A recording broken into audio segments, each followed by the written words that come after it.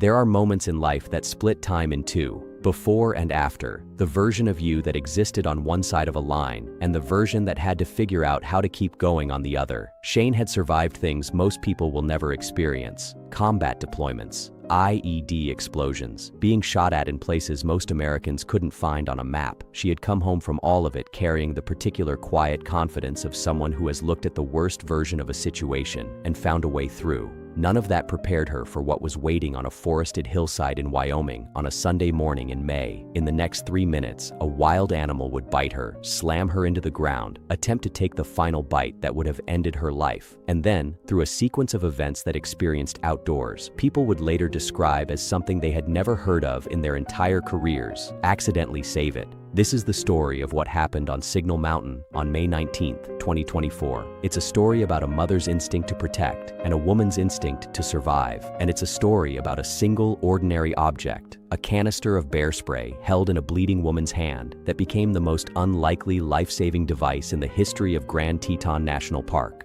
You have to understand who Shane was before you can understand how she handled what happened. She grew up in Massachusetts, in the kind of New England that doesn't get photographed for postcards. Working towns, ordinary streets, the kind of childhood that builds a certain practical toughness before you've even thought to ask for it. She found her way into the military as a young woman and served as a reservist in the U.S. Army, eventually earning the classification of disabled veteran from injuries sustained during her service. She had been shot at. She had been close enough to IED explosions to know exactly what the pressure wave feels like against your body. She had made the kinds of split-second decisions that people who've never been in a combat zone can only imagine, the kind where there's no time to think, only to react, and where reacting correctly is the difference between coming home and not. But alongside all of that, running parallel to the soldier was something else entirely: a photographer, specifically a wildlife photographer, a woman who found that the same quiet patience and observational precision that made her a good soldier also made her exceptional at what wildlife photography demands most: stillness, attention, and the ability to read an environment the way other people read a page. She loved animals, genuinely, deeply, in a way that wasn't performance. People who knew her knew this about her the way they knew her name. She didn't just photograph wildlife, she advocated for it, studied it, went out of her way to understand the creatures she was pointing her lens at, rather than simply capturing them from a safe distance. She had also done the work. She had read extensively about bear encounters, what to do, what not to do, how to read a situation, when to run, and when to stand still, and when to go to the ground. She carried bear spray every single time she went into the backcountry, and she always wore it in a hip holster for quick access, rather than burying it in her pack, where it would do her no good in the 2 seconds that would matter. She was exactly the kind of person who does everything right and still ends up in the wrong place at the wrong time, which is precisely what happened. The morning of May 19th started the way all good photography mornings start: early, quiet, and full of purpose. Shane and her wife had learned that Signal Mountain, inside Grand Teton National Park, was a known hotspot for great gray owls, one of the most elusive and visually striking birds in North America, a species that serious wildlife photographers will drive hours for the chance to see.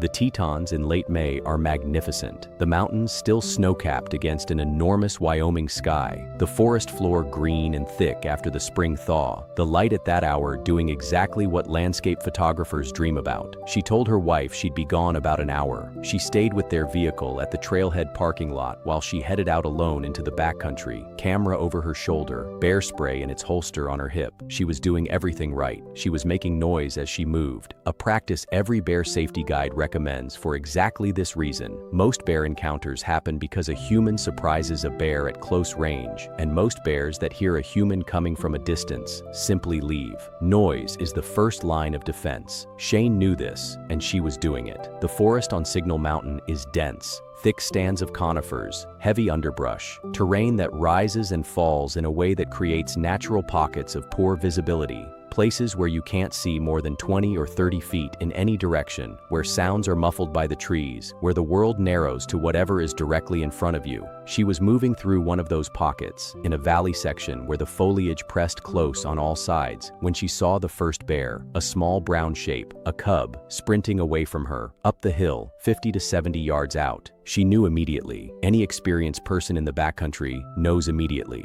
A running cub means only one thing. Somewhere very nearby, a mother bear has just registered a potential threat to her young, and a mother grizzly who believes her cub is in danger is, by every measure of the animal kingdom, one of the most dangerous things alive. She reached for her bear spray. She was fast. She had practiced this. She got her hand on the canister and started to draw it from the holster. She wasn't fast enough. She came from the side, not from where the cub had gone, from the periphery, a brown mass of muscle and fur materializing out of the tree line faster than the human brain can fully process, already closing the gap by the time her eyes registered what was happening. She stood her ground. She shouted. She tried to finish deploying the bear spray. She had already closed the distance. The moment she made contact, Shane made a decision that almost certainly saved her life, a decision that required her to override every survival instinct screaming at her to fight back, to push, to run. She turned her back to her and dropped to the ground, face down, belly pressed into the earth, both hands interlocked behind her neck to protect her spine and the back of her skull. She went still. This is what every bear safety expert will tell you to do in an encounter with a defensive grizzly, a bear that is attacking because it feels threatened, not because it is hungry. Play dead. Cover your vitals. Don't fight back. A grizzly defending her cubs is not trying to kill you the way a predatory bear is. She is trying to neutralize what she perceives as a threat. If you stop being a threat, the attack will stop. The theory is correct. What the theory doesn't fully prepare you for is the experience of lying face down in the dirt of a Wyoming forest while 600 pounds of apex predator begins to do what it's going to do to your body. The first bite and slash came to her back and right shoulder. She screamed. She stepped on her back. She bit one of her legs. She picked her up in her jaws and slammed her back into the ground. She bit her other leg. She bit her again, each leg multiple times, from her upper thigh down toward her knee. Each time she picked her up and brought her back down with a force that she would later describe as something beyond what she had thought her body could sustain. She screamed again. The forest was quiet, except for the sounds of the attack. She was alone on a hillside in Wyoming, and she held on. Then she went for the kill bite. She had been working the legs, the back, the shoulders, the periphery. But a bear that has moved to a neck bite is no longer in defensive mode. That's the moment the calculation changes. Shane felt her move, felt the shift in her body weight, felt her jaws moving toward her neck. She was still holding the bear spray canister. Through every bite, every slam, every terrifying second of what her body was going through, her hands had stayed interlocked and the canister had stayed in her grip. She hadn't been able to deploy it, but she hadn't let it go either. She bit down on her neck. She bit the canister. The canister exploded, a full burst of concentrated capsaicin, the active ingredient in bear spray, roughly 10 times the concentration of law enforcement pepper spray, detonated directly into her mouth. It hit her eyes, her nose, her entire face at point-blank range. She released. She ran.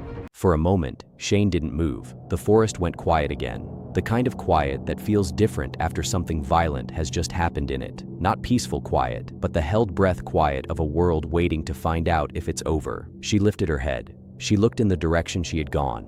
Nothing. She was gone. She got up. She ran in the opposite direction, uphill, away from the area, moving on legs that were bitten and bleeding in multiple places, without fully registering yet the extent of what had just happened to her body, the adrenaline that had been suppressed during the attack, the neurological trick that keeps you functional in the moments when your survival is on the line, was now flooding her system, and it was doing its job, carrying her away from that hillside on legs that had no business carrying her anywhere. She tried to call her wife. The call wouldn't connect. She pulled out her phone and typed a single word. She sent it to her wife. Attacked. Her wife called 911. Shane stayed on the phone with the dispatcher so they could triangulate her location. And then, with the calm and practicality of a woman who had received extensive survival training and understood exactly how bad her situation was, she began to work. She took off her backpack. She unclipped her fanny pack. She removed her camera strap. She used all of it, every piece of gear on her body, to fashion improvised tourniquets on her legs, applying pressure to the wounds that were losing blood the fastest. She worked quickly and methodically, the way you do when you have training, and the adrenaline is still doing its job, and the pain hasn't fully arrived yet. She found a tree. She sat down with her back against it. She held her knife in her hand, not to use, just to have, just in case the bear came back before help arrived. And then, in the silence of the Wyoming backcountry, with blood soaking through her improvised tourniquets and the dispatcher's voice in her ear telling her help was coming, Shane made a short video on her phone. She looked into the camera. She told the people she loved that she loved them. She thought she might not make it. Grand Teton National Park rangers and Teton County search and rescue moved fast. The 911 call came in, the location was triangulated, and a team was already moving towards Signal Mountain. The terrain on that part of the mountain is not easy ground to cover quickly. Dense forest, steep hillside, no trail access in the area where Shane had gone down. But the teams knew their park, and they moved with purpose. When they reached her, they found a woman who had done everything a person could possibly do to keep himself alive. The improvised tourniquets had slowed the bleeding. She was alert, communicating, still on the phone. Injuries to her back, both shoulders and both legs, multiple puncture wounds, deep lacerations, the kind of wounds that require surgery to properly address, but that, with correct immediate care, are survivable. They provided emergency medical care on scene. Then they loaded her onto a helicopter. The flight to St. John's Medical Center in Jackson, Wyoming, takes minutes by air. By the time she landed, surgeons were ready. They cleaned her wounds, closed the lacerations, stapled what needed stapling, and addressed the damage that 600 pounds of grizzly had done to a human body, that had done everything right and still paid an enormous price for being in the wrong valley on the wrong morning.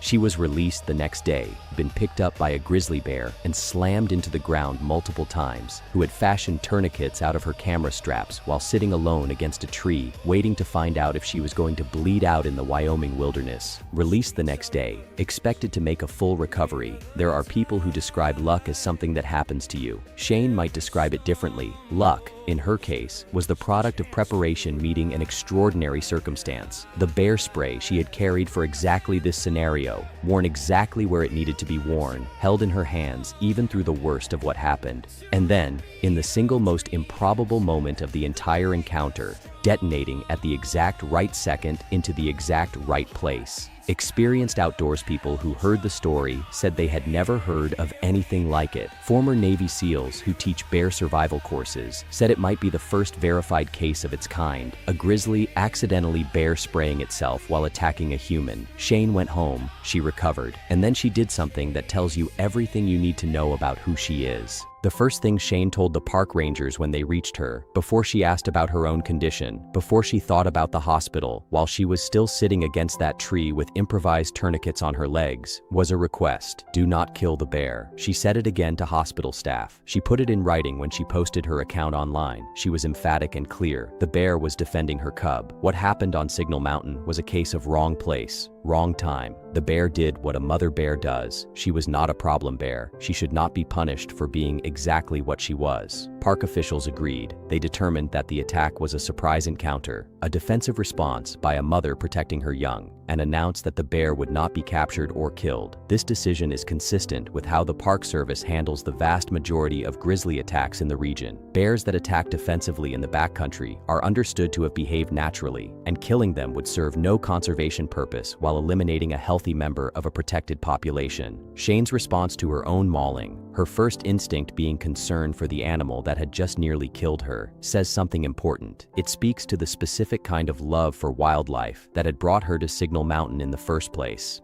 She hadn't gone to the Tetons to conquer nature or prove something. She had gone to photograph a great gray owl. She had gone as a witness, a documentarian, a person who understood that wild animals in wild places are doing exactly what wild animals in wild places are supposed to do, and that the appropriate human response to that is not domination, but respect and preparation, and the humility to understand that sometimes, no matter how well prepared you are, the wilderness will remind you who is actually in charge. She also shared something else in her account of the attack that deserves to sit with anyone who spends time in bear country. She said the number one thing that kept her alive was not strength, not combat training, not military instinct, though all of those things contributed. It was knowledge, reading and understanding what to do in a bear attack before the bear attack happened. Having the bear spray on her body, keeping it in her hands even when her hands were doing everything they could to protect the back of her skull from the jaws of a grizzly. Preparation, knowledge, and then, at the very end, when the preparation had run out and the knowledge had done everything it could, a piece of luck so specific and so improbable that it almost defies description.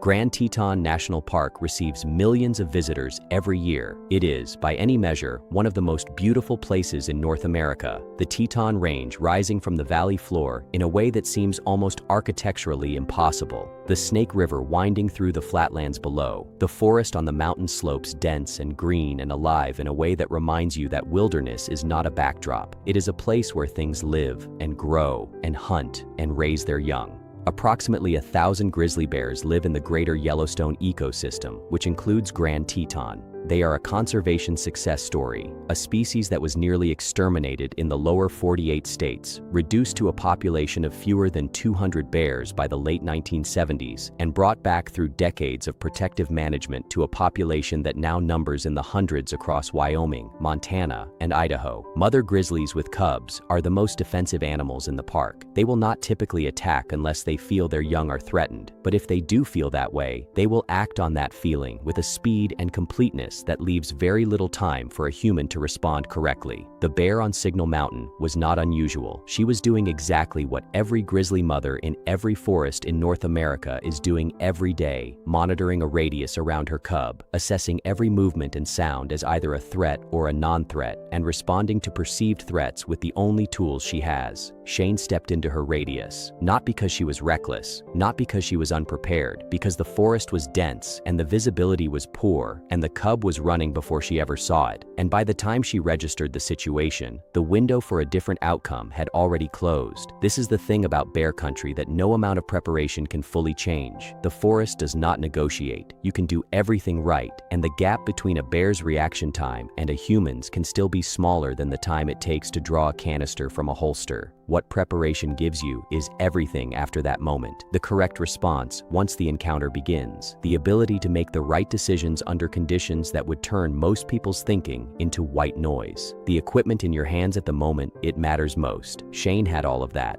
and she survived. There's a question that comes up every time a story like this is reported, a question that usually gets framed as a criticism. What was she doing out there alone? It's the wrong question. Or rather, it's a question that misunderstands what the backcountry is and what people go there for. Shane was doing what wildlife photographers do. She was moving through a forest in a national park, carrying the appropriate safety equipment, making noise to announce her presence, operating with the awareness and preparation of someone who had educated himself extensively about the environment she was entering. The backcountry is not a theme park with a safety guarantee. It is not a place you go to have a controlled experience. It is a place where wild things live, and the understanding that you accept when you enter it is that those wild things have the right of way. A grizzly bear on her home territory, with her cub, is not an obstacle in your path. She is a resident. You are the visitor. What responsible backcountry travel requires is not the elimination of risk, that's impossible, but the management of it. Bear spray, noise, awareness, knowledge of what to do if the worst happens. All of the things Shane had and did. She also had something harder to quantify, something that showed up most clearly not during the attack, but in the hours after it. The ability to keep thinking when thinking is the last thing your body wants to do. The improvised tourniquets, the single text message, the decision to call 911 and stay on the phone. The video for her loved ones, recorded not in panic, but in the calm, clear-eyed acceptance of someone who understood the situation she was in and dealt with it directly. That's not luck, that's character, forged over years of experiences that most people will never have, expressed in the worst possible moment in the most functional way possible. Recovery from a grizzly attack is not a short process, even when the physical wounds heal faster than expected. Shane returned to Massachusetts. She underwent follow-up care for her injuries, the deep puncture wounds on both legs, the lacerations on her back and shoulder, the damage that takes time and physical therapy and patience to properly address. She healed faster than many might have expected, which is either a testament to her physical conditioning, her medical care, or the particular stubbornness of a woman who has previously survived combat and is not inclined to let a bear be the thing that slows her down permanently. But the physical recovery, for anyone who has experienced something like this, is only part of the story. The other part is quieter and less visible, the process of integrating something into your understanding of yourself and the world, of making peace with the version of the story where the bear spray canister doesn't happen to be exactly where the bear bites, of sitting with the knowledge that you made a short video to tell the people you love that you loved them, and that there is a world in which that that video was the last thing you ever made. Shane didn't hide from any of that. She posted her account publicly, in detail, with photographs that documented exactly what her body looked like after the attack. Not for shock value, but because she believed people in bear country needed to understand what an encounter actually looks like. Not the sanitized version, not the version where the bear runs away before anything bad happens, but the real version, the one with the injuries and the improvised tourniquets and the goodbye video. She ended that account with the same message she had given the park rangers. Don't kill the bear. She was doing what a mother does. There's a version of this story that ends with a lesson about fear, about the danger lurking in beautiful places, about why you should keep your distance from the wilderness and stay on the paved paths where the interpretive signs are, and nothing unexpected is going to happen to you. That's not the story Shane is telling. The story she is telling, the one she chose to share in detail to the world, is about preparation and respect and the specific kind of courage it takes to walk into a forest where you are not the top of the food chain, with your bear spray and your camera and your love for the creatures living there, understanding the risk and choosing to engage with it responsibly anyway. It's about a mother bear doing the most natural thing in the world, and a woman doing the most prepared thing in the world, and the extraordinary improbable moment where those two things collided and somehow, against all odds, produced a survivor. Signal Mountain is still there. The bears are still there. The great gray owls that Shane went looking for that morning are still there, somewhere in the dense Wyoming forest, moving quietly through the trees, the way they always have. And somewhere in Massachusetts, a woman who has survived things most people can't imagine is out there with her camera, still in love with the wild world, still carrying her bear spray, still making noise as she moves through the trees, still going out there, because that's what it means to truly love nature, not to observe it from a safe distance, not to experience it through a screen, but to walk into it on its own terms, prepared and humble and grateful for every moment it lets you back out again.